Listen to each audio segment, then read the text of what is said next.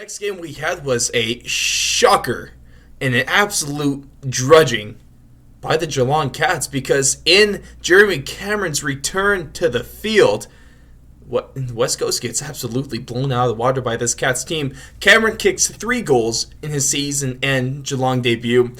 And I promise, I don't feel slighted by this, but he did say that he's never felt chills during a game before. And no, I'm not going to take that personally.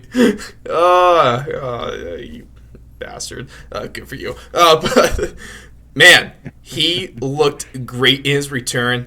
And so did wasn't returned, but another guy that just looked phenomenal was Mitch Duncan with 4 goals, 13 marks, 12 scoring involvements because this guy was just all over the field and you couldn't they just couldn't corral him at times. He was just doing everything for Geelong, so fantastic stuff there.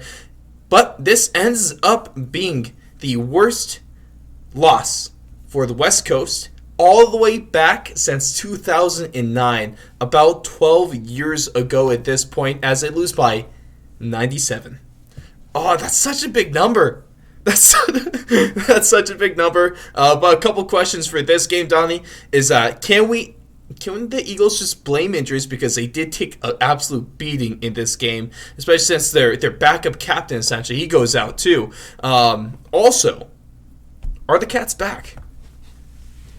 Oh man, this is if you go off form, you would say yes. The Cats are win. The Cats won games ugly without Jeremy Cameron. They play really really well, and this is without Dangerfield too. Mm-hmm. That's another He's thing. still That's out kind of for like scary about another this 2 Cats months. team. Yep, he's gonna be out. He's gonna be out a while with a syndesmosis that he's had surgery on. But the other thing you got to look at it too is I I'm more it's more of an indictment on West Coast Mm. than I would say I would put all of this on Geelong. I mean, Mm. West Coast's coach comes out after the game and says we were weak. I mean, not too many head coaches are going to come out and say that. So I don't know. It's bringing up the trend. The Victorian Blues, they've played 3 games on the road this year with the West Coast Eagles, and they've lost all 3 of them. Have not won a single game on the road. They've won all 3 at home. So this is a West Coast team that I think they're the questions are valid. Is this team going to be able to win enough games to get into the finals? Because right now, 9 games at home is not going to get you into the finals, especially with a tough game this week, which we'll talk about later. Just I don't know. And to kind of go off what you talked about earlier, did you see Mitch Duncan's barrel at the end of the quarter, 65 meters for a goal? Oh my, what a rocket. In America, I don't know if they have this from Australia, but in America we call something like that. We use this, or at least I use this saying, Don, you might not use as much, but maybe like a really hard hit home run, a really good punt in football, just called a piss missile.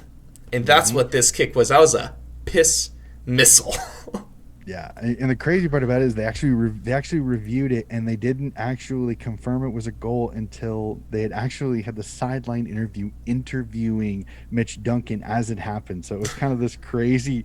Yeah, it was really really crazy because there for a while it took forever for them to confirm whether it was a goal or not, whether it was touched or not, whether it was going to be a goal or a behind. So it was just kind of, well, actually, no, if it was touched, it wouldn't have counted at Mhm. all. So it would have kind of changed the game a little bit if it would have been called touch, but nobody touched it and it went through.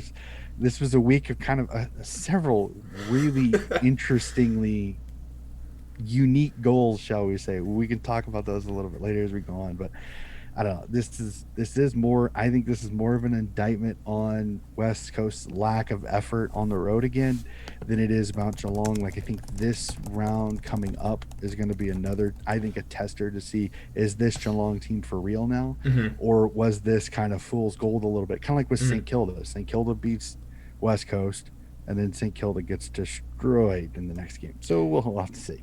Now for Adam Simpson, how hot is his seat at this point in time? I don't know if his seat's that super hot. I mean, Is it again, warming? Is it getting warm though? it's what the Western Australians. I think they know that sometimes the road trips aren't as easy. Mm. Plus, and I hate this excuse, but it can it's very valid. I mean, he's lose Hearn didn't play. Yo is out for an indefinite amount of time. Hmm. Shuey's battling an injury. McGovern, as you said earlier, goes out with a hamstring injury early in the first quarter.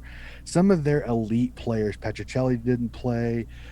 Flying Liam Ryan didn't play. He's still hurt for a while. So it's like a good chunk of their best 22 were not in this game. Now, does that give the excuse for them to lose in the way that they did?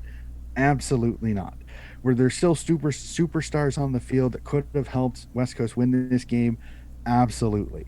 I hate using the injury excuse, but Hmm. West Coast is one of the is one of the teams that could have a very viable argument that if they were full strength, they'd be a much different side.